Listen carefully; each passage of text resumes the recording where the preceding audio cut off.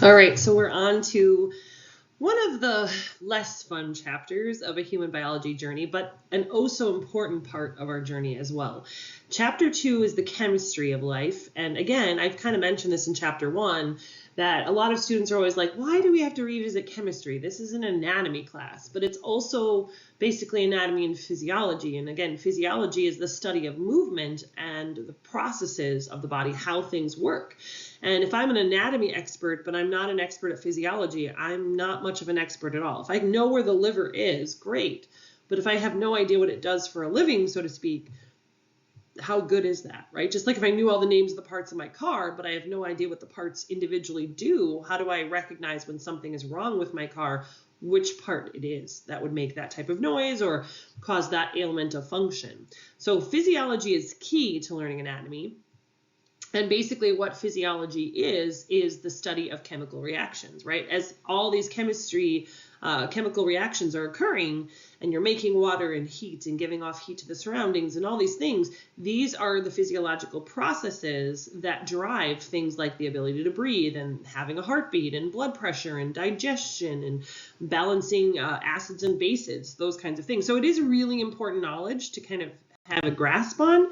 No. Is it the most important part of our journey in the scope of things? Probably not, but it's definitely something that if you skirted through chemistry with barely a passing grade and don't remember much, this is why it's important to revisit the major outcomes from our chemistry knowledge. So first and foremost, there's a definition there for matter that you should definitely recognize if you've had any sort of chemistry or biology class in your high school days.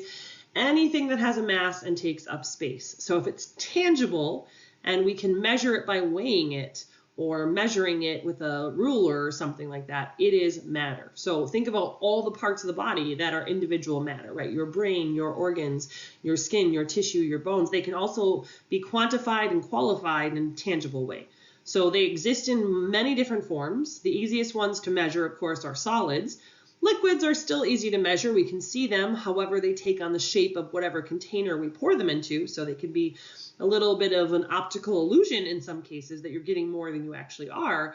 The hardest form of matter to guesstimate in terms of how much is there and where is it is gases, right? We know that there's oxygen on our planet or we would all die from lack of oxygen.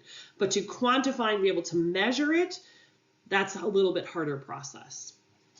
Elements, of course, are the basic building blocks of matter, and they cannot be broken down from their original state by any chemical means. So, for instance, if I have an element of iron or an element of copper, for example, we can't break them down further through normal, natural means. I can't see it and take it and cut it with a knife, so to speak.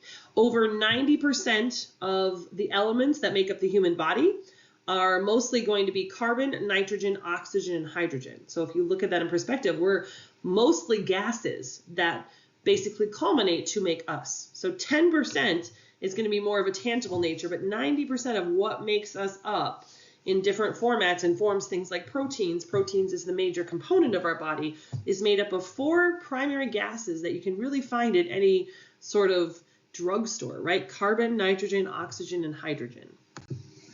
So here's the classic periodic table of elements.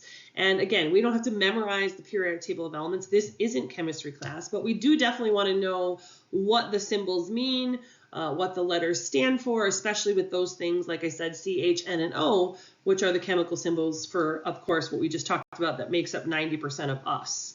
So if we look at the top number, that is known as the atomic number. The atomic symbol, of course, is the letter, and this bottom number that you see, that is, of course, the mass number. How heavy is an element of that particular substance? So atoms are the smallest unit of an element that retains its physical and chemical properties. So elements are made of atoms, if you think of it that way. And atoms you cannot physically split because, one, they're too microscopically small to see.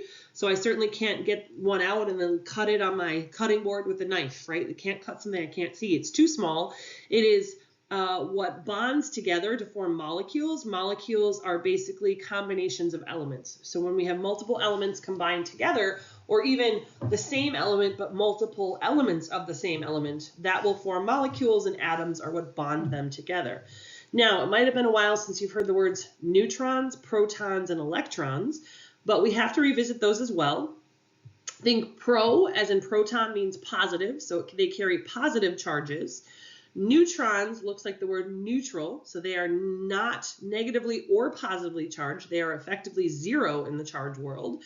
And electrons emit an electrically negative charge, so they are a -1. And how many electrons we have in our outermost shell that orbits a particular element, that is going to be what we call our valence electrons. And we'll talk about those too. But again, neutrons, neutral, positive, protons, negative charge, electrons. So if we look at these, for instance, if we take nitrogen in its natural state, its atomic number is 7. So it tells us that atomic number that it has 7 protons and 7 electrons, and therefore it's going to have an overall neutral charge, right? If I have 7 neutrons and I have 7 protons, they're going to wipe each other out. Neutrons are neutral, but they do have weight to them, right? So that weight helps to equate if they're heavier or lighter than a different version of that same element. Where hydrogen carries atomic number of 1, that means it's going to have 1 proton and 1 electron, so a neutral charge overall. So again, the atomic number is the number of protons that it carries, and that's always going to be the number that's highlighted on the elemental period. Mass numbers, again, are the bottom number, so where you see where it's like 2.073, that's how heavy that particular element is in its singular form. So if we had O2, like oxygen gas, we have 2 elements of oxygen, we would multiply that mass number by 2. And the mass number is made up of protons and neutrons. Electrons don't have a mass to them, so if we have more or less electrons, it doesn't change the mass number. It changes the overall electrical charge, but it doesn't change the heaviness of that element, if you will. And atomic mass is the average atomic mass unit for all the elements of that atom. So again, roughly how much it weighs in average of its elemental form. Isotopes is a term that we use for an element of a particular thing, but we're going to manipulate the number of neutrons. So we don't take the number of neutrons in its normal elemental state, we add or subtract the number of neutrons, which then changes the mass of that element. So an isotope is an atom of the same element with the same atomic number. The atomic number hasn't changed, the number of protons doesn't change, but it has a different number of neutrons than it does in its neutral state. And therefore, it's going to make it heavier or lighter than its original state. So it's an altered form of a classic element in its natural state. Radioisotopes are basically the same. They're isotopes, but they're unstable isotopes. So they emit energy called radiation, and we use them in our benefits to kill cancer cells. We use them in the treatment of cancer when people get radiation. However, if these are used incorrectly and people are exposed to these in high quantities, they can actually cause cancer, right? So that's the delicate balance of radiation, is a little is therapeutic, a lot is toxic. And so you might hear people who their cancers come back for the 3rd or 4th time, and the doctor will say, well, we can't do radiation. We've maxed you out on the dose of radiation that you could possibly have, or the radiation will kill you if the cancer doesn't. So it's useful for imaging the body. We use it to kill certain bacteria or kill cancer cells. We harness the power of radioisotopes, but we have to use them very delicately, very carefully. So just showing you 2 of the most common ways we use low-level radiation therapy. Sometimes we use it for thyroid cancer to radiate the cancer cells in the thyroid, which then usually negates the function of those cells. But hey, at least you don't have thyroid cancer anymore. We also use radioisotopes, especially for brain tumors. Radiation therapy is very successful in isolating where the tumor is located, as you see in the second picture, and using radioisotopic waves to kill or at least shrink or stunt the growth of certain brain tumors. And certain brain tumors will react better than others. So again, a molecule is a bunch of atoms bonded together. Doesn't matter if they're the same elements or different elements that ultimately make them up. So both water, H2O, and O2, oxygen gas, those are both examples of a molecule because they're made of more than one atom or element, and they're combined together. However, specifically, if we have molecules made up of different atoms, so if I have H2O, one's hydrogen and one's oxygen, that's specifically called a compound because it's not just the same element being bonded together. So if I have O2 or H2, those are strictly molecules. The H2, for example, would be two hydrogen elements bonded together. They're the same element. But if I have H2O, now I have two different elements being bonded together, two hydrogen and one oxygen. Now it's a compound. And there's lots of different types of bonds that join atoms together, but the two we're really going to focus on are ionic and covalent bonds. So with ionic bonding, these are atoms that are most stable when their outer electron shell is full. If it's been a while, remember your first electron shell, your first level, can only hold 2 electrons and it is completely full. After the second electron shell, after the first electron shell, each and every subsidiary shell contains parking spaces, if you will, for 8 electrons. So it takes 8 electrons to fill up an energy level if it's beyond energy level 1, because remember that only takes 2 to be completely full. So however many electrons are on the outermost level, again, each level holding 8 except for the first level, that is going to be the number of valence shell electrons. So for example, if I took nitrogen, which had an atomic number of 7, we would put 2 on the first energy level. That would be completely full. Now we have 5 left over. So I go to the second energy level, which has parking places for a total of 8, and I've got 5 to park on the second energy level. So for nitrogen, the highest level will be level 2, and the number of valence electrons would be 5 because it's not completely full, and that's my highest energy level. Right, I parked 5 of the 8 parking places. So during an ionic reaction, ionic bonds are made by giving, so donating, or accepting electrons in order to bond. The idea is we're trying to bond to make our outer shell 8. So if I have 1 and you have 7, I'm going to donate my 1 valence electron to you to make a complete 8. It's much easier to give you 1 of something than for you to give me 7 of something. So in ionic bonding, something is always losing an electron and something is always gaining an electron, whatever it's bonding with. And the rule for that is, generally speaking, if I have less than 4 of my electron spaces filled, then I'm going to give you what I have. If I have more than 4 of my electron spaces filled, you're going to give me what you have to make a bond. And if I have exactly 4 and you have exactly 4, we're going to share equally what we have, and that's what's called a covalent bond. So we'll talk about those in a second. Now, ionic bonds are always made from the attraction between a negative and a positive ion. So of course, opposites attract. They are going to be good for the fact that when they're submersed in water, which the body is 60 to 70% water at any time, when they're submersed in water, they dissolve. So they don't hold physical structures together because they would dissolve in water and then your body parts would not be held together. But when they dissolve, they form an electrical current. And that electrical current is what helps most of your cardiovascular system control the heart and how it beats. It tells your muscles and your smooth muscles like your lungs to breathe in and breathe out and contract appropriately. All of those systems, neuromuscular, skeletal muscular, use electrical impulses to communicate with each other. So very, very important to have ionic bonds. And this is why it's important to have water with electrolytes as part of your daily intake, because those electrolytes help provide the electricity that is needed for ionic bonds to form and dissociate all the time. So the good news is they create electricity. The bad news is they dissolve in water. So they're not the bonds that we need to hold our body parts together, but they are definitely the bonds that we need that dissociate in water to create electrical currents that help our body function, right? So they're important for function, not so much structure. The formation of ionic bond, like I said, is somebody's always going to donate something and somebody's always going to receive something.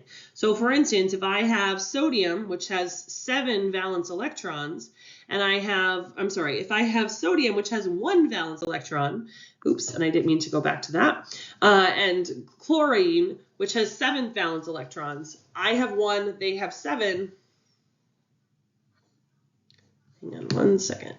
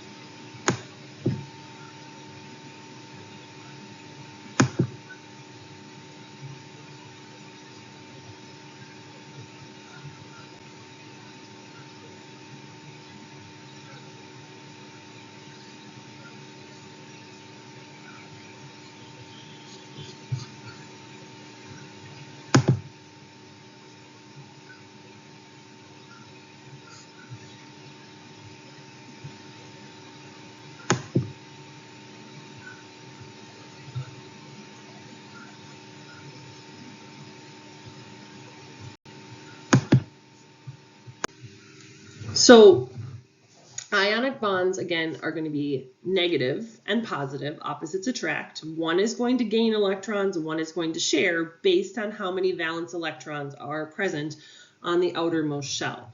Now, covalent bonds, they're opposite. Covalent bonds never give or donate electrons or receive electrons. They are made strictly from sharing. I have 4, you have 4, let's share what we have. So they're created as a very sturdy bond that does not dissolve in water. So therefore, all the parts of your body are held together in terms of your cells, your tissues, your bones, your muscles with covalent bonds, because if it's tangible and it doesn't dissolve in water, it has to be a covalent bond. And again, covalent bonds are sturdy in water. They don't dissolve. The downside for them is they don't conduct an electrical current like we see with ionic bonds. You can see where each definitely has its role and its place in the human body.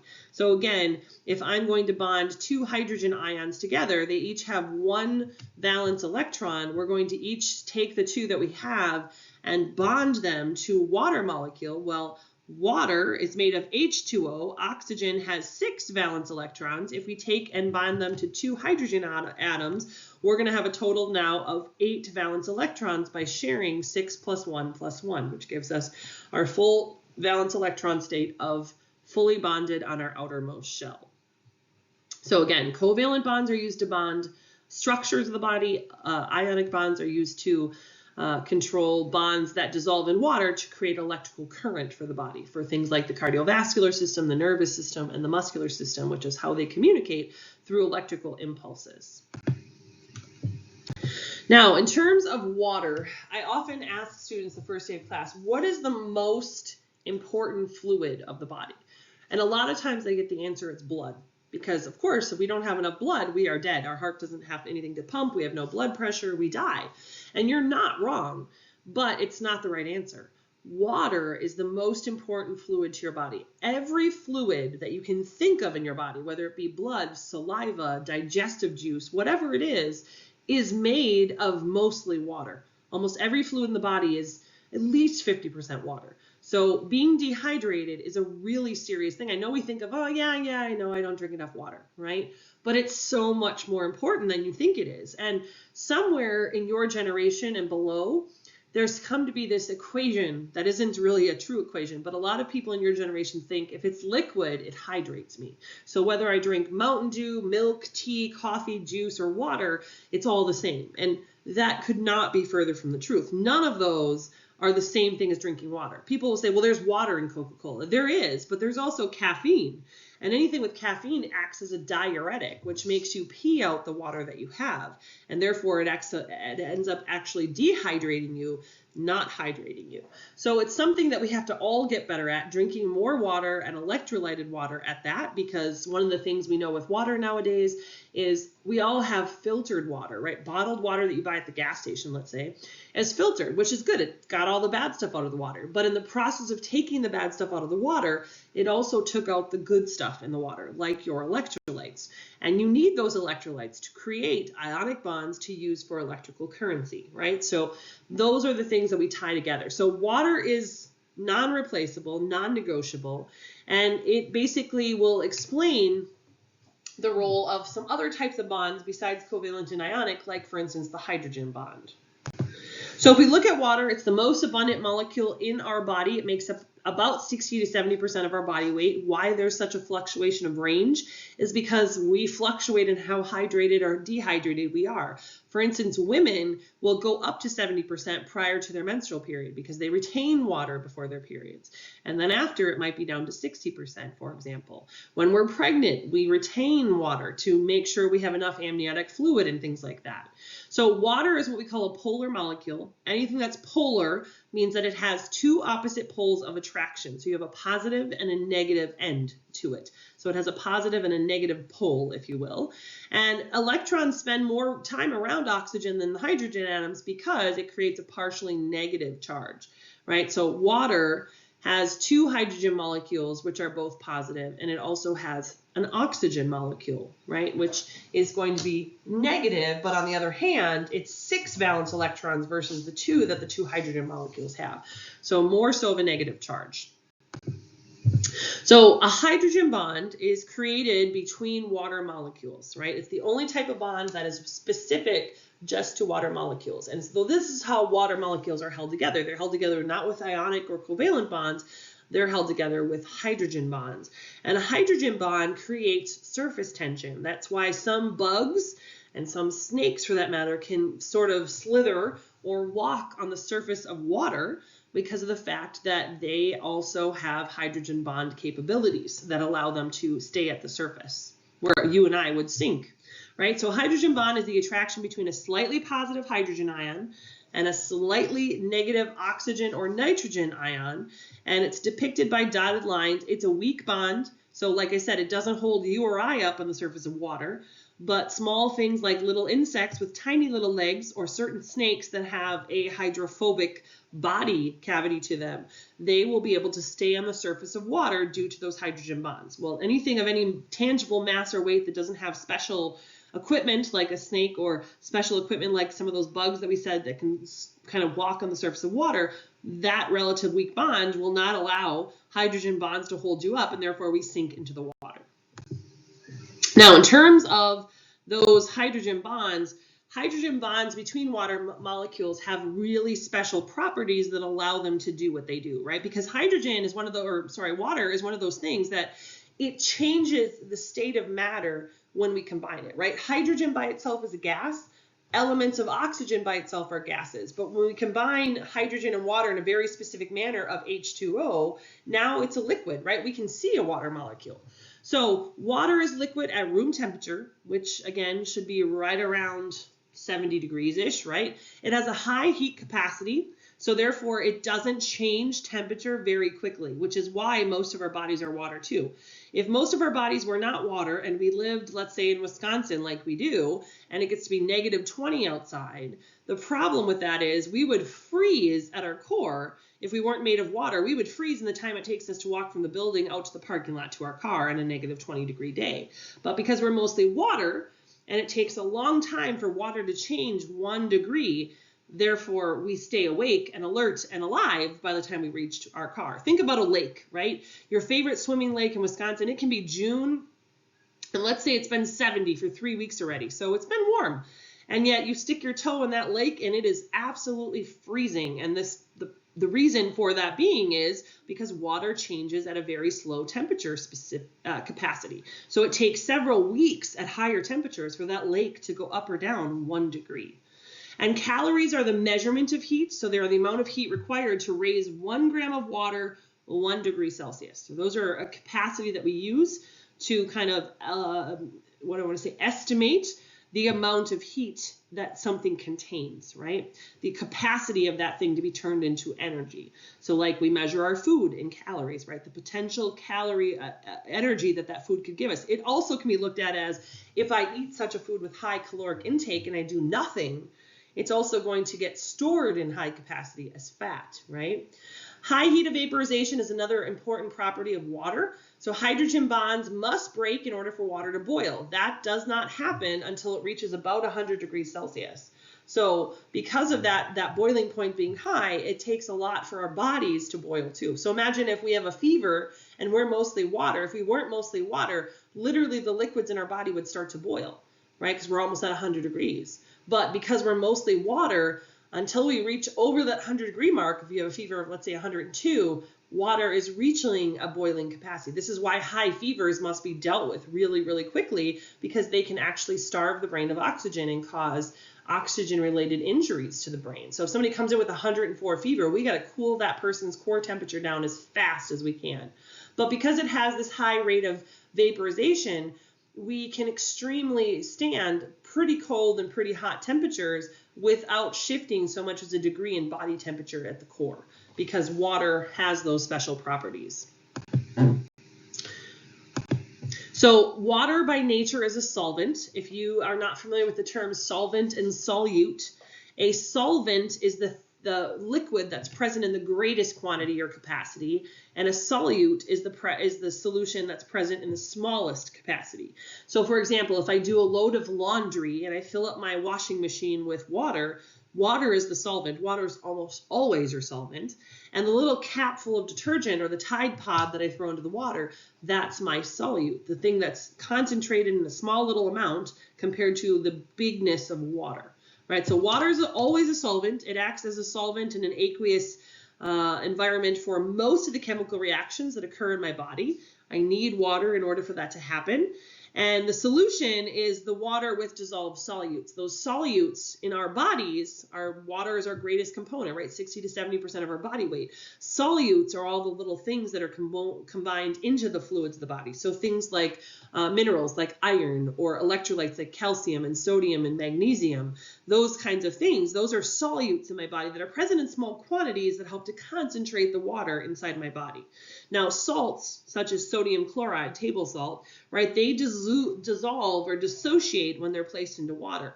And so when you eat things that have a lot of salt in, as soon as you digest that and absorb those nutrients, the sodium chloride salt divides into sodium and chloride individually. Sodium is a positive ion, chlorine is a negative ion, and they help to create that electrical current with ionic bonds. Now, we also know that too much sodium in the body makes our body retain water. We kind of have a saying that wherever sodium goes, water will follow. So if you have a high sodium diet, you're going to end up retaining a lot of excess water, which can increase your blood pressure. So now you know why one of the first things we tell people with high blood pressure, in addition to putting them on a medication perhaps, is that they need to limit their sodium content in their diets, because that will further amplify the problem of excessive water in the body and swelling. So water is a solvent in terms of also that it has polar molecules. So remember, polar molecules means that it has two different poles of charge, one positive, one negative. And so water, being a polar molecule, is what we call hydrophilic. It attracts other water molecules. So most polar molecules attract water. They are hydrophilic, water loving is literally how you'd translate that. But then there are some molecules that we label as hydrophobic, like fat is a hydrophobic molecule, and it repels water because it's nonpolar. It doesn't carry a charge. So it'd be lovely if we could change fat into hydrophilic molecules, because then all we'd have to do is place our fat in water, which the body already has lots of, and our fat would literally disappear and melt. But that isn't exactly what happens because it's a hydrophobic molecule, or nonpolar. In nonpolar covalent bonds, so bonds that are shared equally between two elements with no charge, the electrons are shared and there's no overall partial charge. It's literally like neutral. And vegetable oil is nonpolar, so it doesn't dissolve in water. Most oils are nonpolar, right? That's why if you make a salad dressing out of vinegar and oil, what do you see? You see the vinegar bead up on the surface because it's a nonpolar solute. So two words that we want to be familiar with when it comes to covalent bonding with water, or nonpolar covalent bonding, or hydrogen bonds for that matter, is cohesion and adhesion. A lot of people use these words interchangeably, but they are not interchangeable things. Cohesion is the water molecules clinging to each other through hydrogen bonds that creates that surface that, again, some bugs and some snakes can kind of slide over the surface of. Versus adhesion is when molecules cling to the surface like little blood vessels, right? Water molecules cling to the surface of things like those nonpolar covalent molecules, like when we mix vinegar and oil, for example. So frozen water is less dense than liquid water. That's because as it's frozen, we remove some of the water saturation in the molecules. So as liquid water cools, it becomes less dense because you're basically dehydrating it. You're giving off heat to the environment. And as you give off heat to the environment, it expands as it freezes, and it frees up that capacity where the liquid once stood. So ice floats on liquid water and acts as an insulator. So even though we think, oh, those poor fish are trapped below the water, having that barrier of ice on top is actually an insulator and keeps the lake at a certain minimal temperature and doesn't allow it to plunge to the cold depths it could if it were ice-free, right? So when you have one of those winters where it's cold, but it's like cold enough to freeze and then it doesn't freeze, and then it's cold enough to freeze and it doesn't freeze, and you never get that good solid ice layer, those are colder winters for the animals in water than it is when we have a cold winter where we get this nice thick barrier of ice on the top, because that helps to insulate their environment. So just showing you the difference there between dense frozen water and liquid water in terms of capacity. And again, it's because when you decrease the temperature of water, you are causing it to give off heat to its surroundings, which creates more space for the molecules of water itself to expand. So acids and bases, if it's been a while, it's back, right? Acids and bases, a pH system, if you will, are a system that we use to evaluate how much hydrogen or hydroxide is in a particular substance or the body itself. So basically it's a scale from 0 to 14, 0 being the most acidic thing on Earth, 14 being the most basic or alkaline substance on Earth, and basically 7, right in the middle, is considered to be neutral. Now, when we talk about certain fluids of our body, we might shift the neutral point to, like, for instance, blood is considered neutral at 7.4. But theoretically speaking, anything below 7 is considered an acid, and the lower the number, the stronger the acid. Anything above 7, and the higher the number, the more alkaline or basic it is. And 7 and 7.0 by itself is neutral. So if something is classified as an acid, we know it has a pH of less than 7, and we also know that that tells us it has more hydrogen ions than it does hydroxide ions. So hydrogen ions are always signified as H positive, and hydroxide ions are always going to be signified as OH negative. So I know a substance, if it has a pH, let's say of 6, it's an acid by nature because its pH is lower than 7, which tells me it has more hydrogen than it does hydroxide ions, and yet it's not a super strong acid because anything below 7 is an acid. The lower the number, the stronger the acid. So for instance, if I take hydrochloric acid, it's produced in the stomach and it helps us break down food. It's fairly acidic. It's a pH of 1 to 2 per person. And when hydrochloric acid is dissolved in water, it dissociates into its properties of hydrogen, which is of course a strong acid, and chlorine, which of course is a strong base, right? So bases, just the opposite. They're going to have a pH number of greater than 7.0. The higher the number, the stronger the base, or the more alkaline it's said to be. And again, something that has more hydroxide ions than hydrogen ions, that signifies it's a base. So sodium hydroxide is a very, very strong base, not compatible with us as in terms of homeostasis. And it is split when it enters water into positive sodium ions and negative hydroxide ions. So again, the pH scale goes from 0 to 14, 0 being the most acidic thing on Earth, 14 being the most basic or alkaline. Either way, either end of the pH scale is not compatible with human life, and 7 is considered neutral. Now again, some body substances have a different point for neutral, but according to the pH scale, 7.0 would be neutral. So again, if something is a 7, we know that it's neutral. So it has as many hydrogen ions as it does hydroxide ions. If it has a pH below 7, which makes it an acid, it has more hydrogen ions than it does hydroxide ions. And just the opposite, if it has a concentration above 7, it's going to have more hydroxide ions than it has hydrogen ions in terms of its chemical makeup. So if we look at a pH scale such as this, for example, and you look at something like black coffee, right? I always laugh at this one because black coffee is a pH of 5. So it's pretty acidic. It's not the most acidic thing that you put into your body by any means. And what we have to remember too about the pH scale that you might not know is that if I move up or down 1 notch in the pH scale, so for instance, going from a 6 of a pH to a pH of 5, it's a 10-fold increase in the amount of acidity. So if I have something like, let's say, what do they say is 6? Urine is a pH of 6. Compared to black coffee is 10 times stronger of an acid than our own urine, right? So that's how we'd read that. So here's what I get a kick out of. People in my office will say, oh, I can't drink coffee anymore. It tears my stomach up. It's too acidic, right? It's a pH of 5. Meanwhile, while they're telling me this, they're taking a swig of their Coca-Cola, right? Well, Coca-Cola, it's not exactly on here, but Coca-Cola contains there it is, cola, right? Colas of any kind, especially darker colas, what gives them their fizz is phosphoric acid. Phosphoric acid is a pH of 3. It's 20 times stronger of an acid than what coffee has in it.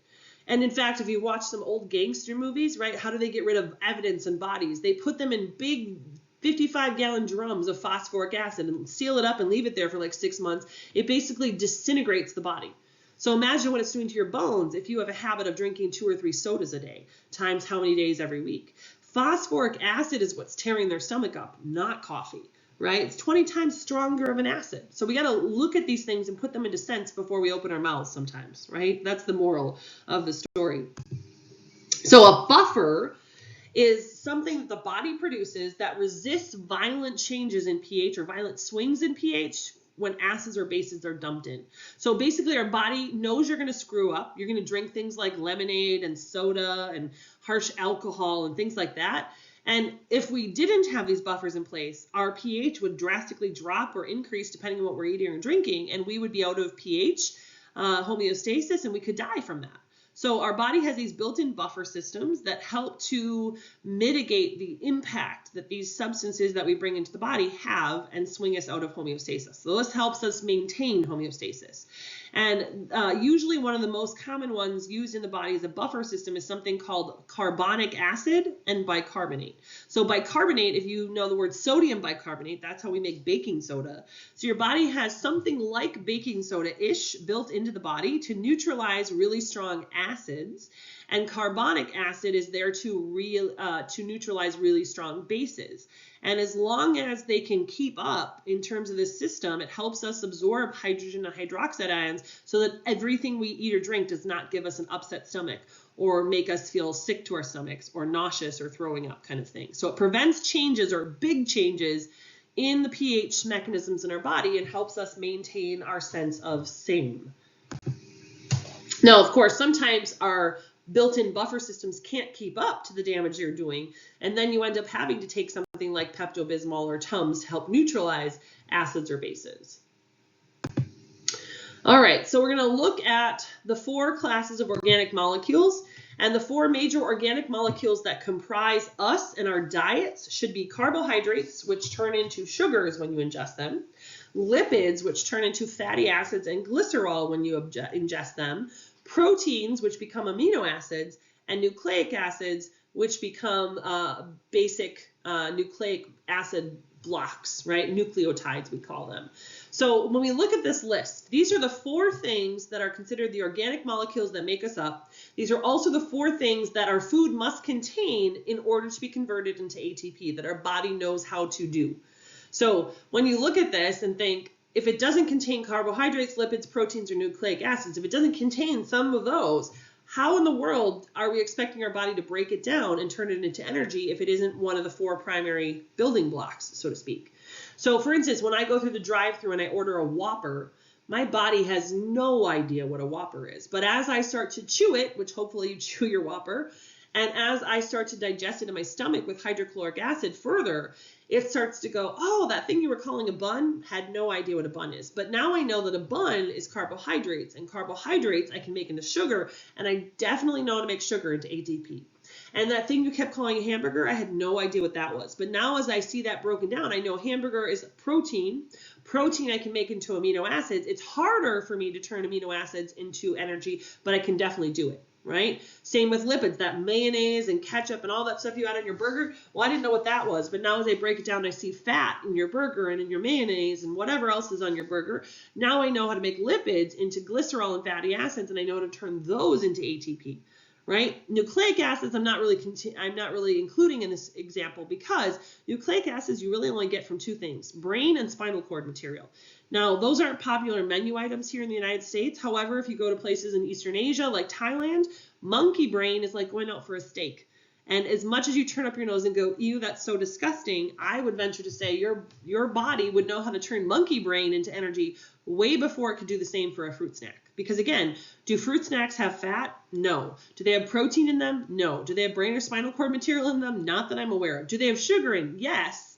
But is it a naturally occurring sugar as in a carbohydrate? No, it's artificial sugar, right? So when you look at a fruit snack, it is devoid of any recognizable nutrients that we could possibly make into energy.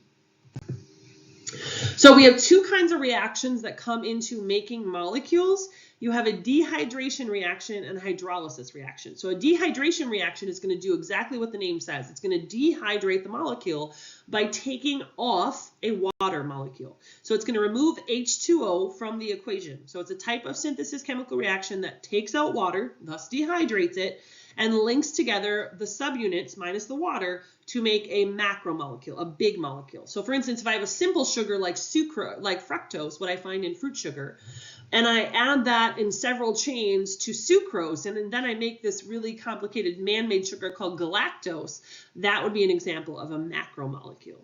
Versus a hydrolysis reaction, this is going to be the opposite. We're going to break macromolecules into their subunits by adding water to the equation. So dehydration, we're removing a water molecule. Hydrolysis reaction, we're adding a water molecule to take one of those big macromolecules and break it into its individual components of fructose or galactose or whatever it is. So here's a breakdown of a synthesis macromolecule. So we're going to start out with this big, huge molecule here. We have a subunit here. We have a subunit here. They're individual. So let's say I have fructose and fructose. We're going to remove hydroxide ion from this one, hydrogen ion from this one. So we're going to dehydrate it and then push everything back together. Now we've created a big macromolecule sugar.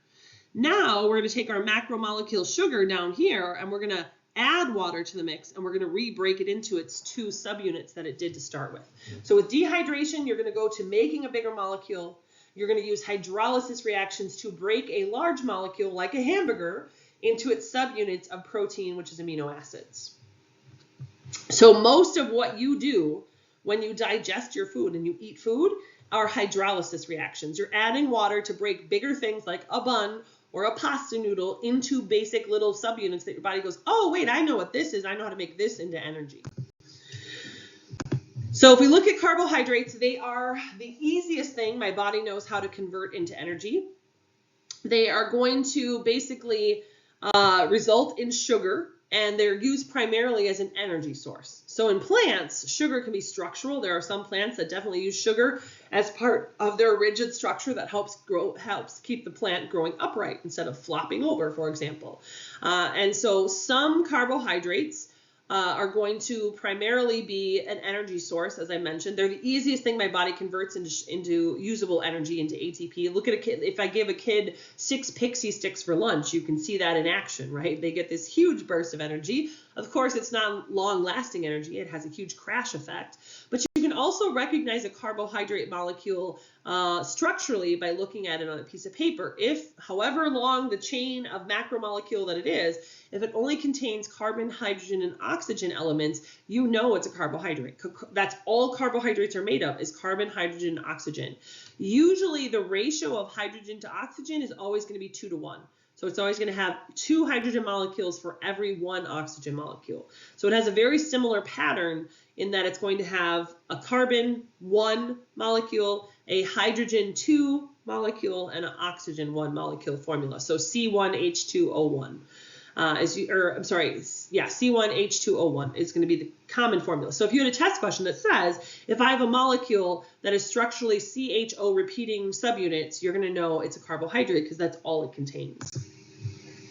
So simple carbohydrates are called monosaccharides, which literally means one sugar. And it's made of a simple sugar molecule like fructose, for example. Fructose is common fruit sugar that naturally occurs in fruits. It has a carbon backbone of 3 to 7 carbon backbone chain, and it has usually 5 carbons. We call that a pentose sugar. And glucose is a great example, also like fructose, of a monosaccharide. Glucose is blood sugar, right? And it's an immediate energy source for the body, and it's very easily primed and turned into ATP. So of course, the more simple the sugar, the easier it is for the body to deal with and make into energy. So of course, glucose is our classic C6H12O6. Notice how it follows the classic pattern. For every 1 carbon, there's 2 hydrogens and 1 oxygen. So it always matches the same amount of elements of oxygen, and it always has double the amounts of hydrogen. So C6H12O6 is the thing for glucose. Now a disaccharide is when we take a monosaccharide plus another monosaccharide element, right, or molecule, sorry. So it's a little bit more complex of a sugar. It's not the most complex sugar, but it is harder for the body to convert into energy. It has to work a little bit extra than just a simple monosaccharide. So disaccharides are made of 2 monosaccharides joined together by a dehydration reaction. And a resulting sugar would be something like sucrose. Sucrose you all have in your kitchen at home, which is basically table sugar. So the sugar that you put in your coffee or the sugar you use to bake with, that is sucrose. Another one you probably have at home right now, unless you're lactose intolerant, is lactose, which is the sugar found in milk or dairy products. So if you have ice cream in your freezer or yogurt or butter, those are all going to have lactose in them. And again, lactose intolerance comes from not having enough of an enzyme called lactase that helps us break down lactose into usable energy. So again, here's a synthesis reaction for a disaccharide. Again, you're going to take 2 molecules individually of glucose, so 1 glucose plus 1 glucose. I'm going to go through dehydration synthesis, take out the water molecule, and end up with a disaccharide, like we said, sucrose, for example. The most complex of all of your carbohydrates is a polysaccharide, so it's more than 2 sugars strung together. And we call a polysaccharide a complex carbohydrate. Whenever we have a complex carbohydrate, we're usually going to have the presence of starch. So again, think things that are processed carbohydrates. So potatoes, bread, pasta, rice, things like that.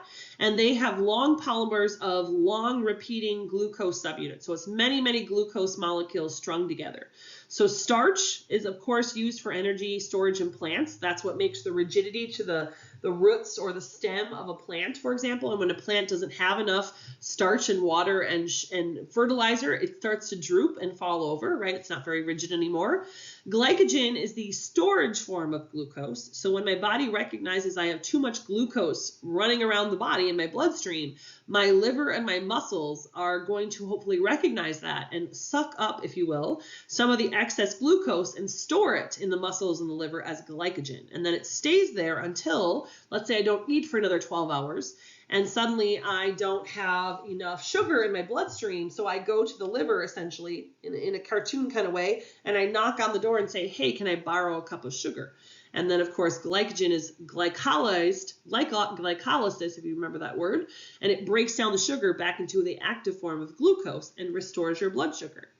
Cellulose is the structural sugar in plant cell walls, right? So starch is how energy gets to the plant cells. The actual structural portion that maintains the rigidity of the plant, that's cellulose. And cellulose can't be digested by humans. It is what we call an insoluble fiber. But then people often have the question, well, why are we supposed to eat all this fiber if it's not soluble to us? Because if we can't break it down and use it, then what good is it, right? Well, it's very important in attracting all the fats that are in your bloodstream. Fiber helps to sort of mitigate those fats and draw the fats out so that you can more efficiently get rid of those things. It sort of helps to detoxify the bloodstream by removing excess fat and protein. And so that's why fiber is very important. It also is a roughage of sorts, like when you eat cabbage or kale, it's got a rough texture to it, and it helps to sort of rotor-rooter your digestive system as it passes through as well. So starch is a plant complex carbohydrate. That's why certain plants, like when you eat asparagus or kale or things that have a lot of starch in them as a plant source, no offense, and I know it's kind of gross, but they kind of come out looking like they went in. They look like wilted versions of themselves as they pass through the body. And so that's why people wonder, well, if I don't even digest it, if it still looks like that when it comes out, what good is it to me? Well, it's good because it has fiber, and it's going to also help pull all the excess fat and triglycerides and sugar out of the body as well. Again, glycogen is the storage form of sugar, and we usually store it in the liver and muscle cells, and it's basically sugar for a rainy day, right? When you run low on sugar in the body, your body can go call on those glycogen stores and use the process of, like I said, glycolysis to break it down into active sugar. Fiber, again, plant complex carbohydrate. That's why a lot of plants are necessary as roughage for us to eat, even though they come out looking like wilted versions of themselves. But very, very important to get that cellulose fiber, because again, the more fiber in our diets, the lower our cholesterol levels usually are. Most statins that people are prescribed for cholesterol are plant-based. A lot of plants contain statin or fiber from plants. So this next section, we're going to look at lipids. Lipids are a little harder for the body to break down into energy than even a complex carbohydrate. So all carbohydrates are the easiest for the body to break down into energy. Of course, the easiest being a monosaccharide. Lipids are a close second. We have to work a little bit harder to break down lipids into energy. You could also look at that, though, because they contain more potential energy. if you eat a lipid and then go sit on the couch, it's also going to store more energy faster, which means you're going to get fat faster from storing lipids than you would carbohydrates. Carbohydrates are providing a quicker energy source. That's why the night before like a big 10K run in your area, they will have a spaghetti dinner or pasta dinner, because pasta is a carbohydrate and it's easily burned into energy that you can use for your race tomorrow. We don't have prime rib night the night before a big run, because while we could turn prime rib into energy, it would take a lot more effort, and we would still be digesting that effort the next day when we were supposed to run. So bad thing is lipids do not dissolve in water. Remember, they're non-polar covalent bonded. They lack hydrophilic polar groups, so they're non-polar. They do not carry a charge. But we need fats. The word fat gets a bad rap. We are conditioned to think fat equals bad, and that really couldn't be further from the truth. We need fat in order to exist, right? So we don't need the fat in the middle of an Oreo or in a chimichanga maybe, but we do need fats like omega-6s, omega-3s, omega-9s that we find in things like tuna or salmon or things like that. So they're found in the form of triglycerides, which is going to be the worst kind of fat. Triglycerides are the sticky fats that like to stick to the insides of your arteries and cause a condition called atherosclerosis, or plaquing of the arteries, that can lead to heart disease and heart attacks and strokes. But phospholipids and steroids, they are good for different things. Phospholipids, of course, are going to be the most usable form of fat in conversion to energy. Steroids in the form of lipids, we need to produce our steroid hormones. So things like testosterone and estrogen and progesterone. For example, you've probably heard of somebody having anorexia nervosa, the eating disorder, right? Where they get really, really thin and they're literally like skin and bones. And if it's a girl, she stops getting a period. And the reason she stops getting a period is if you don't have enough fat in your body, you don't have enough fat to make your steroid hormones like estrogen, which is the ability to have a menstrual period.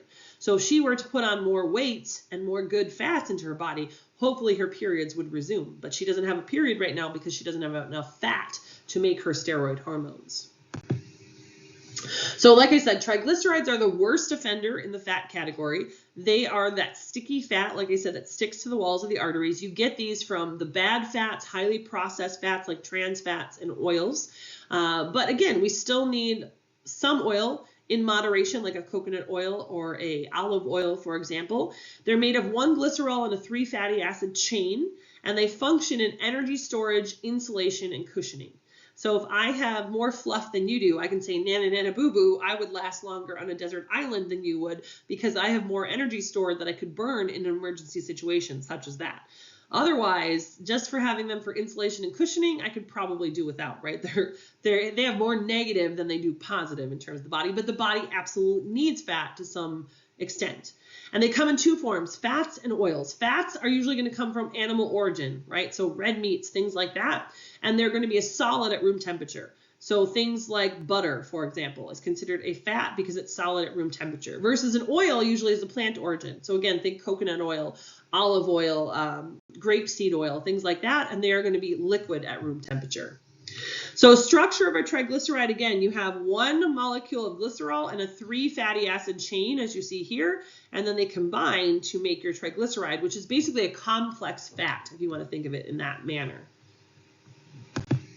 Triglycerides are hydrophobic, so they don't respond to water. They repel water, so they clump together in your body fluids, which is what creates the plaquing inside your arteries. And emulsifiers are fats that surround triglycerides and emulsify them. And this is what happens during digestion, where carbohydrates need 1 enzyme to break them down called amylase. Lipids need 2. They need lipase, the enzyme produced by your pancreas, and they also need bile, which is a substance produced by your liver to help emulsify them and break them down into a form that the body could better absorb. So if you don't have those 2 key digestive enzymes, you can't break down fat properly. And then if we can't break something down properly, what do? We store it, right? And so if we store it, that's where the problem comes in, because it's much harder to burn off as energy, because we're always going to burn all of our carbohydrate first. Now, waxes are sort of a subset of triglycerides. Waxes are a fatty acid attached to an alcohol. So not attached to glycerol, they're attached to alcohol. And because alcohol dries it out and causes dehydration reaction to occur, you get this waxy sort of fat, right? And so it prevents the loss of moisture from body surfaces. So like the wax in your ears, cerumen, is a form of a fat in the form of a wax. It's where fatty acids have attached to alcohol instead of a glycerol. So what's the difference between saturated, unsaturated, and trans fatty acids? So fatty acids, first and foremost, is just a long chain of carbon and hydrogen strung together. And the longer the chain, the bigger the fatty acid. It's always going to end in CO2H. So it's always got a double bond between two O's, two oxygen molecules, and it contains anywhere from 16 to 18 carbons. So it's a huge chain, and it can be in the form of saturated or unsaturated. Saturated fatty acids have no double covalent bonds, and they are saturated with hydrogen. They are going to be identified as a solid at room temperature. So again, things like coconut oil, technically, even though it's from a plant of sorts, is a saturated fat because it's a solid at room temperature. Butter would be another great example. Crisco, right? Unsaturated fats are going to be liquid at room temperature. They have one or more double covalent bonds because the hydrogens are missing, so they have no hydrogen bonded to them, and they're always going to be identifiable as liquid at room temperature. So again, olive oil, grapeseed oil, corn oil, those are all things that have unsaturated fatty acids. Now, technically speaking, if you were to pick a lane, most of us would tell you to pick the unsaturated fat lane, right? You can have saturated fats, everything in moderation, right? You don't want to have most of your diet revolve around the saturated fats. Those are the worst, right? Because they are going to saturate the body and not be able to be removed and burned as efficiently. Now, since the invention of man-made foods and the idea that we can have a bag of, let's say, chips that we buy at the store last for 3 months at our house, that has to include a preservative form of a fat, because if you just have fats in there, they get rancid within a week, right? So we had to figure out a way, like, how can we harness a fat which gives us lots of flavor? You want to eat foods that have lots of flavor in them, right?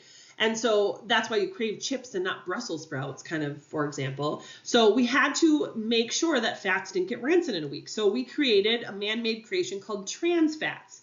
And trans fats are a preservative form of fat that injects the fat into whatever it is, but it also chemically isolates it a little bit, so it has this preservative effect, and it allows them to stay for longer periods of time on the shelf, so to speak. But saturated fats contribute to atherosclerosis, so do trans fats.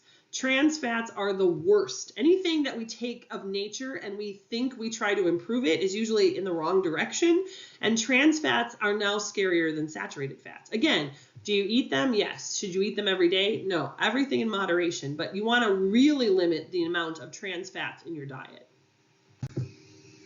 Dietary fat. In the past, the recommendation was about 65 grams of fat based on a 2,000 calorie diet.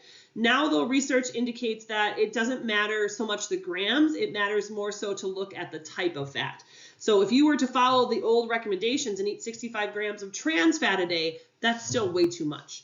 If your 65 grams comes from mostly unsaturated fats, you might have room for a little bit more. If it comes from a high quantity of saturated and trans fats, you don't want to consume 65 grams. So that's why we say we don't strictly go by that recommendation anymore.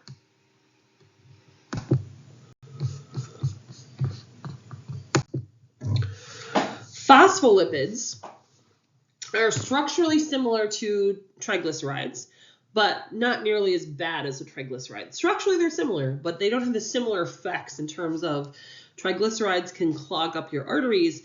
In phospholipids, though they're similar to triglyceride, instead of having 3 fatty acid chains, one of the fatty acid chains is replaced by a polar phosphate group. So they'll have a glycerol, 2 fatty acid, and a phosphate group attached to them. They have hydrophilic heads, so water-loving heads, and hydrophobic tails. And phospholipids are a really important structural fat. They make up the hydrophilic bilayer of all of our cell membranes. So all the walls around all of your cells have a phospholipid bilayer membrane where they have a hydrophilic side and a hydrophobic side that allow water to sometimes pass through, but is really selective as to what substances can pass through the cell membrane.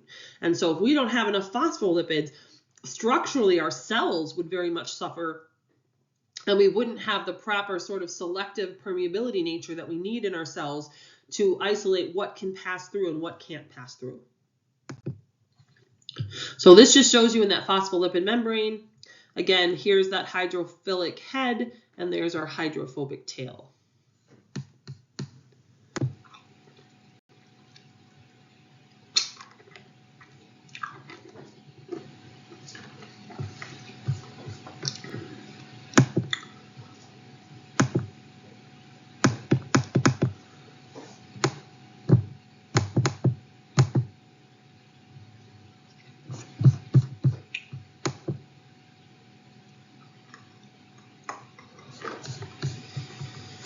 Now, when we look at steroids in the form of fats, again, we get associated negative connotations with the word fat, but steroids are necessary things in our body that create most of our reproductive hormones. In guys, that would be, of course, testosterone. In females, hormones like progesterone and estrogen. Estrogen, I always say, is the ability to get pregnant. It controls your menstrual cycle. Progesterone is a hormone that keeps you pregnant. And then, of course, another hormone called human chorionic gonadotropin, or HCG, which is a hormone that also helps to maintain pregnancy, to help build the placenta. So those are really important hormones that maintain the manliness or the feminineness of a person. Also their reproductive abilities like sperm production and menstrual cycle and egg production.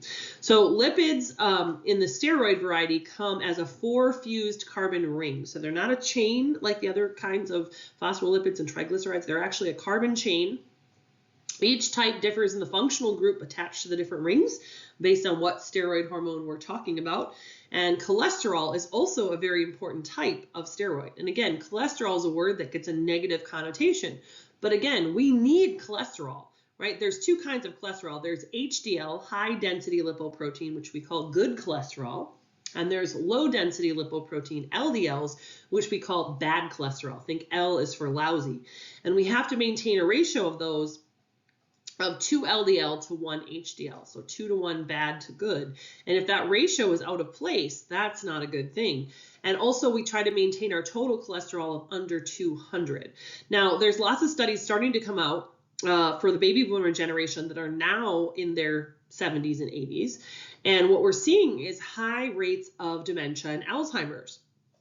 The interesting thing for that is that why are we seeing more spikes in Alzheimer's and dementia? Because a lot of that generation was adults during the 80s and 90s when the big trend was low fat or non-fat everything. So if you were alive in the 80s, you might remember companies like Snackwells, and they made these Doritos like that had no fat in them whatsoever. They were like eating cardboard, but the big trend was no fat, fat-free everything, which was theoretically was supposed to be good for your caloric intake and losing weight.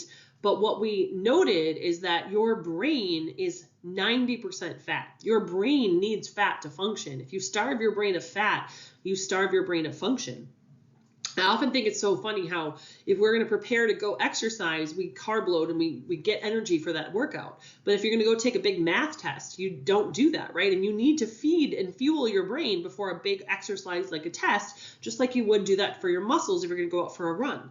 And so this generation, the nursing home that went through those fat-free generations, if they adopted those, that is going to cause a lot of significant functional decline with their brain, which needs fat for fuel. And so we see the shriveling up of the brain. And when you have Alzheimer's, you literally have shrinkage of the brain or atrophy of the brain in significant quantity.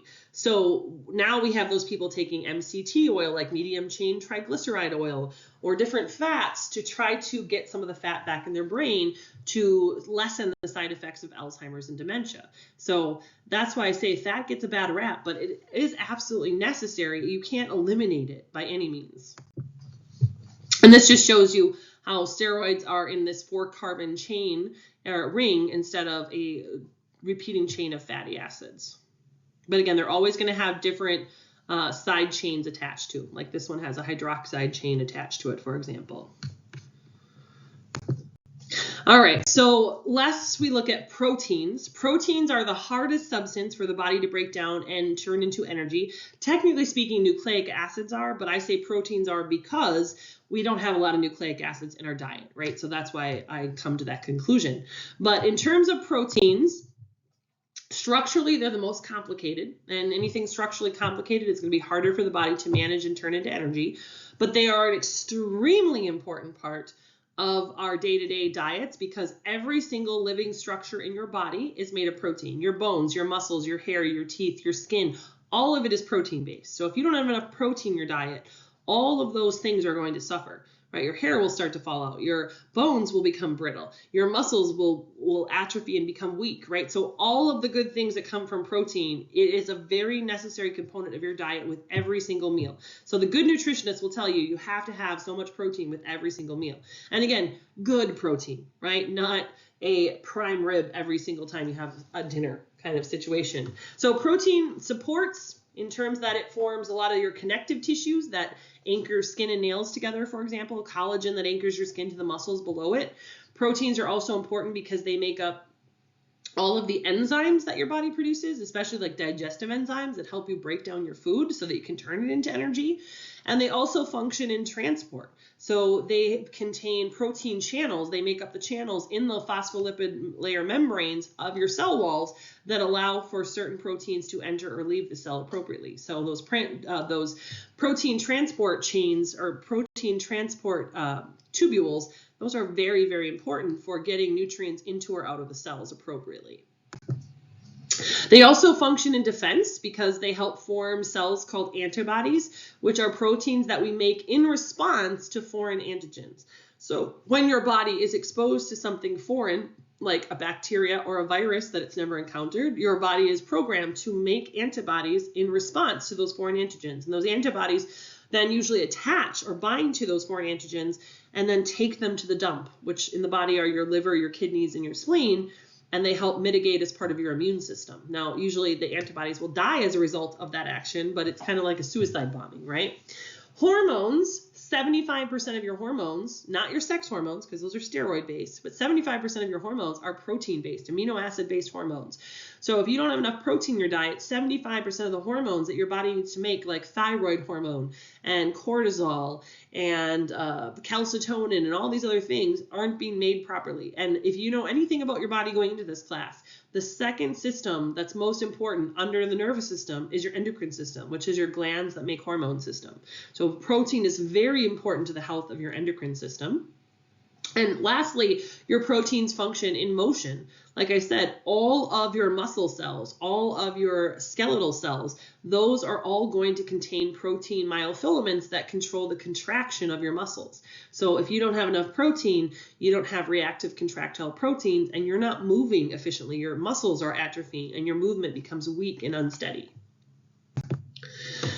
When proteins are broken down, which again is the hardest substance compared to carbohydrates and lipids being the second, the hardest substance in a day-to-day operation for us is going to be proteins being broken into their subunits, which are called amino acids. And amino acids come in all different sizes and shapes.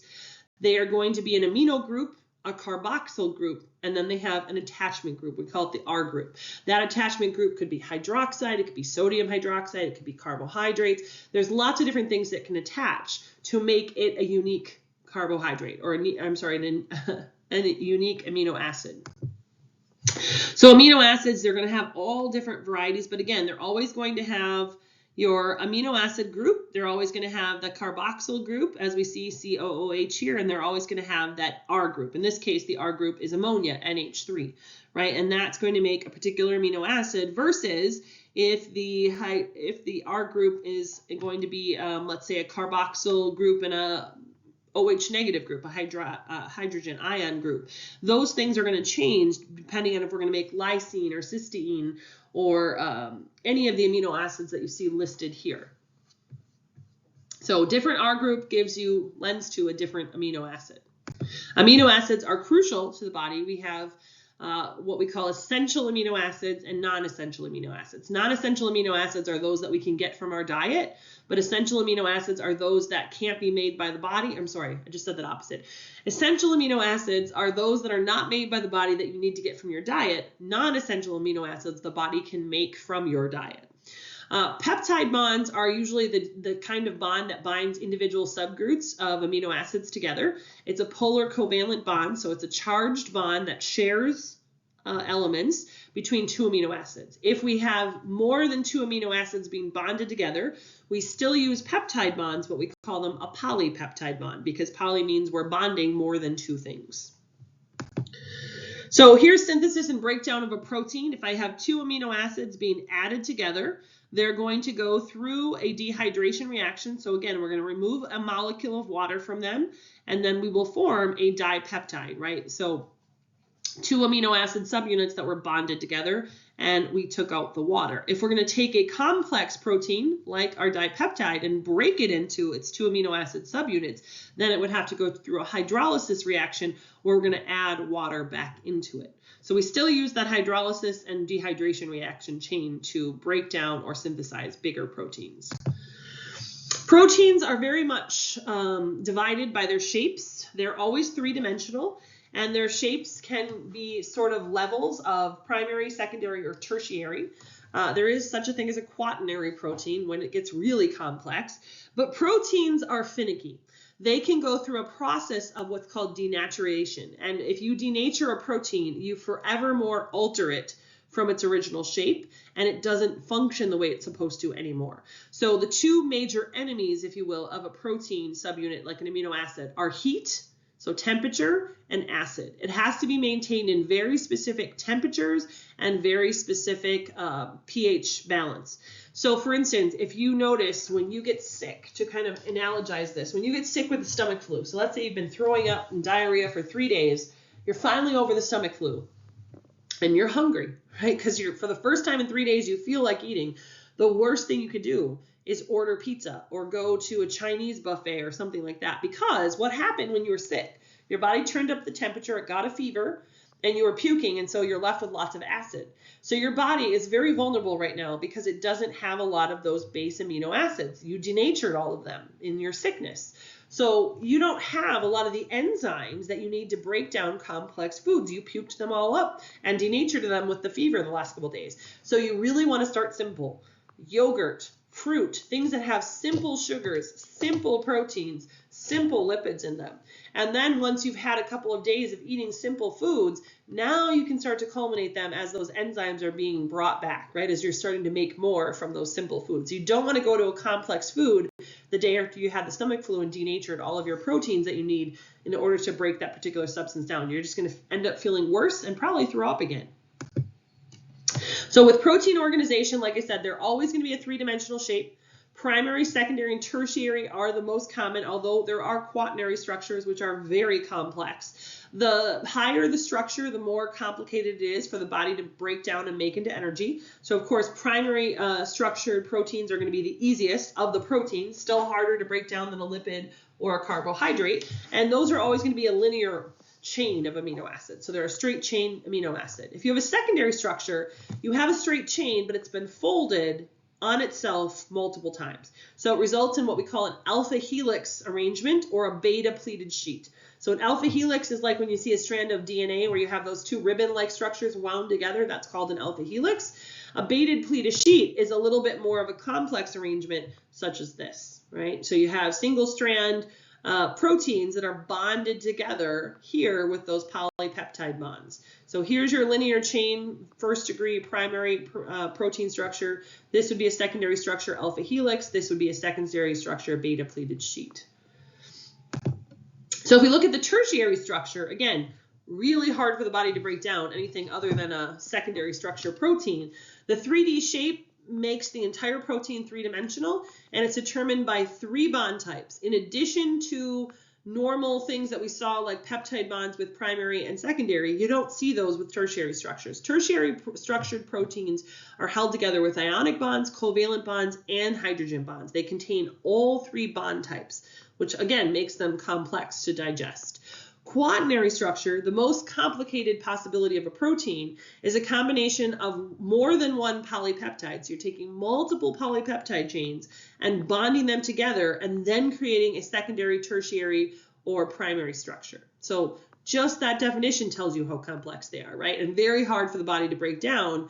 And so when you eat like meat and you tend to eat like the gristle part on the side, that's the really hard connective tissue proteins, those usually don't get digested by the body. In fact, they come out looking like meat or gristle sometimes. I know that's gross to think about, but you've all seen that happen.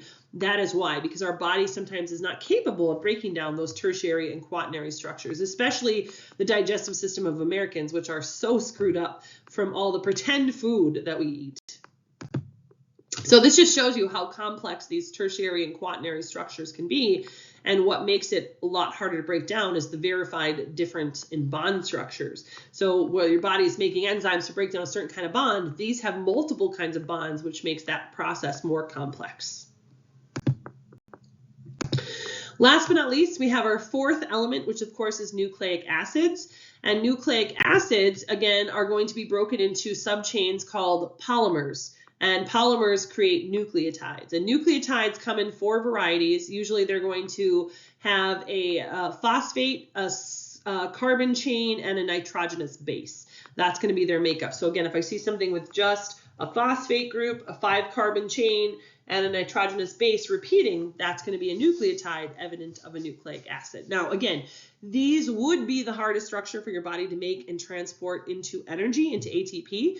But I say proteins just because they're a normal part of our diet. Nucleic acids in this part of the world, not a normal part of our diet. But if it was, they would be the hardest structure. Nucleic acids, very necessary because these help us form our genetic information like DNA and RNA, which of course is you and the blueprints that make you. So functions for nucleic acids is they store information like your genetic information, your blueprints. They contain the instructions for essential things like which genes you're going to code for, or what genes are present for coding for certain diseases or conditions. And they also help to conduct chemical reactions. Without instructions on how to complete those chemical reactions, how do we complete them, right? You can't just have reactions occurring without instructions. So they are very necessary, but most of what we need from them we get from our diets in small quantities. So the structure of a nucleotide, as I see here, you've got your 5-carbon ring here, you've got your phosphate group attached, and you've got your nitrogenous base, like NH3, for example, that would be attached to make a specific nucleotide. Now, the nucleic acids that we are concerned about here in human biology are going to be the deoxyribonucleic acid, or DNA, and just ribonucleic acid, which is RNA. So DNA is the actual blueprint information of how to make blue eyes versus green eyes, how the person's going to be 6'2", what hair color they're going to have. It specifies the order that the amino acids have to be strung together, and if they're incorrectly strung in a different order, that results in a different protein. And if we code for the wrong protein, that could equal a genetic mutation. So it's a very specific process that has to be executed in a very specific way. The ribonucleic acid is the components that will basically join together to create DNA, right? So one has oxygen, one doesn't. So RNA is kind of like the translation between the blueprint and how to build something. So if we have the blueprint from an architect of what I want my dream house to look like, that's great. But to the average person, that just is a blueprint. I don't know how to make a house out of looking at that picture. The RNA is the in-between. It's like the laborers, the contractors that can read that blueprint, that all those notations in a blueprint make sense to, and they can turn that into a brick and mortar house. That's what it is to your body. The DNA is the information, the blueprint. The RNA are the workers that translate the information on your blueprint into blue eyes or brown hair or 6 feet tall, right? That's the best way I can describe you the difference. And some components like coenzymes, those are present to help regulate enzyme action. So some enzymes that we need for digesting our food, like for instance, lipase or proteinase, which breaks down protein, lipase of course breaks down fat, or amylase, which breaks down starch. Some of those things require a coenzyme in order to work properly. That one enzyme is not enough. They need a second molecule to attach to them in order to work efficiently. Also, adenosine triphosphate, that's our main energy. That is a form of a nucleic acid. So everything we take in, everything we eat, the general rule is the further away it is from its natural state, the harder it's going to be to convert into ATP, right? So if I'm eating like a Pop-Tart, yes, it has this stuff called fruit jelly in the middle. Does it look like fruit? No, it's probably farthest away from fruit as you can get. So it's going to be much harder to take a Pop-Tart and turn it into energy than versus if I ate an apple, for example. So if we look at the nucleotide structures for DNA and RNA, there are going to be 3 that are shared and 2 that are unique. So in other words, Our sugars for DNA is deoxyribose. In RNA, the sugar is ribose. So that's one big discrepancy. But the bases for DNA are adenine, guanine, thymine, and cytosine. You're going to see all those same bases for RNA, but we're going to replace the thymine with uracil. So for instance, on a test question, if you see a question that says, if I have a strand of AGTC, is this a strand of RNA or DNA? Well, because you see a T in there, you know it's DNA. But if that same question said, I have a strand of AGUC, what is this a strand of? Then the U would tell you it's RNA, right? So you look for those specific. So again, thymine is specific to DNA, and uracil is a specific nucleotide to RNA. Otherwise, they share adenine, guanine, and cytosine. Again, a major difference between DNA, it's an alpha helix shape, so it's a double-stranded base pairing, versus RNA is a single strand. So there's no base pairing. And again, the DNA forms a helix, which is the double strand sort of ribbon look, and RNA is a single strand, so there's no helix formation whatsoever. So the backbone of DNA and some forms of RNA is alternating phosphate, sugar, phosphate backbone. That's the most common variety that we see. The bases project to one side of the backbone, and those bases will differ depending on what kind of structure we're making. Is it an alpha helix? Is it a single strand RNA? Nucleotides are commonly identified by their base. Again, if I see thymine, I know it's a base within DNA. If I see uracil, I know it's a base within RNA. Now, in terms of the fact that DNA is double-stranded, again, it forms what we call a double or an alpha helix, where those two base strands wrap around each other. And complementary base pairing is as follows. Adenine always has to bond with thymine, so you should always see AT connections. And cytosine always binds to guanine, so you're going to see C and G connected. So this would be an example of where you could have a mutation. If adenine accidentally in one spot bonds with guanine, so you have an AG connection instead of an AT connection, that would be a genetic mutation. Now, depending on what part of the chain that occurs in and what it's coding for, that might be a minor thing, like they have one earlobe attached and one not, or it could result in a major thing like they didn't form kidneys correctly, and then it's not compatible with life. So depending on where this occurs and how the bonding occurs incorrectly makes the difference of how big the genetic mutation is that occurs. So just showing you here again, alpha helix formation on the left, you can see two base strands woven together with the proper binding of A to T and C to G, versus on a strand of RNA where it's a single strand, you don't have the base pairing occurring between the two strands. You have bases attaching to the strand of RNA itself. So ATP, you've heard me mention this word 30,000 times in this lecture, right? It is the currency of our body. That's what I like to call it, adenosine triphosphate. The reason I say the currency of the body, it's what the body understands as energy. For instance, if I'm from Canada and I come to the United States and I try to check out at Walmart with Canadian money, it's a form of money, don't get me wrong, and I might have enough Canadian money, but it's not the currency we take here in the United States. It has to be converted into American dollars in order to pay properly at Walmart. So the same thing is true of your food. It's potential energy, but if it's not broken down and converted correctly into energy that the body understands, such as the American dollar, it's not going to work, even though it's energy, right?